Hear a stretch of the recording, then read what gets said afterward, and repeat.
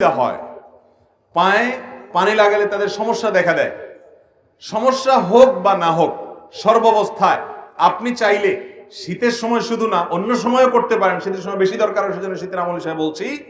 আপনি চাইলে পূর্ণাঙ্গ ওযু করলেন, কথার কথা দুপুর বেলায় বা সকাল বেলায় ওযু করলেন, হাত ধুলেন, মুখ ধুলেন, মাথা মাসে করলেন এবং পাও ধুলেন।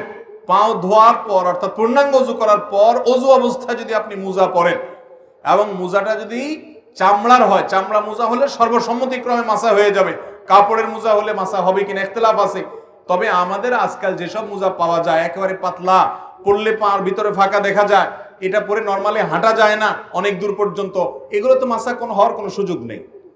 তো যাই হোক, আপনি যদি ওযু করার পর এরকম মোজা পরেন তাহলে সেক্ষেত্রে সেই মোজা পরা অবস্থায় আপনার বাড়িতে অবস্থান থাকাকালীন করলে 24 ঘন্টার মধ্যে ওই মোজা খোলা ছাড়া আপনি ওযু করতে পারবেন। কিভাবে?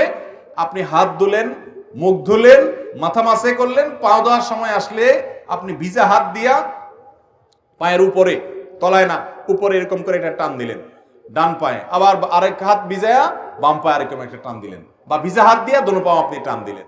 তো এইভাবে মাসাহ করার মাধ্যমে পাও ধোয়ার কাজ হয়ে যায়। এবং এটি আহলুস সুন্নাল জামাতের গুরুত্বপূর্ণ একটা আকীদা, যে তারা আহলুস সুন্নাল জামাতের সকলেই মাসাল খুফাইন বা মুজার উপরে মাসা করাকে জায়েজ মনে করে। নবী করিম সাল্লাল্লাহু আলাইহি সাল্লাম মাসা করেছেন, আলী রাদিয়াল্লাহু তাআলা কে নির্দেশ করেছেন, বিধায় মুজার উপরে মাসা করলে সওয়াব কোনো কম হবে। আমাদের সমাজে কেউ মুজার উপরে মাসা করলে অনেক মুরব্বীরাও বলে যে বাবা এই বয়সে তোমরা মুজা ধরছো, হ্যাঁ এখন তো সাহস করো পাও ধো। না ভাই, মুজার উপরে মাসা করলে সওয়াব একটুও কম হবে না।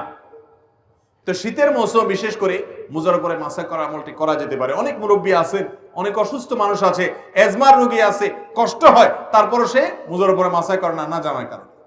তো ভাইরা আমার, মুজার উপরে মাসা করা যায় চাইলে, অন্য সময়ও করা যায়, শীতের সময় বেশি দরকার, সেজন্য শীতের মাসালা হিসেবে বললাম।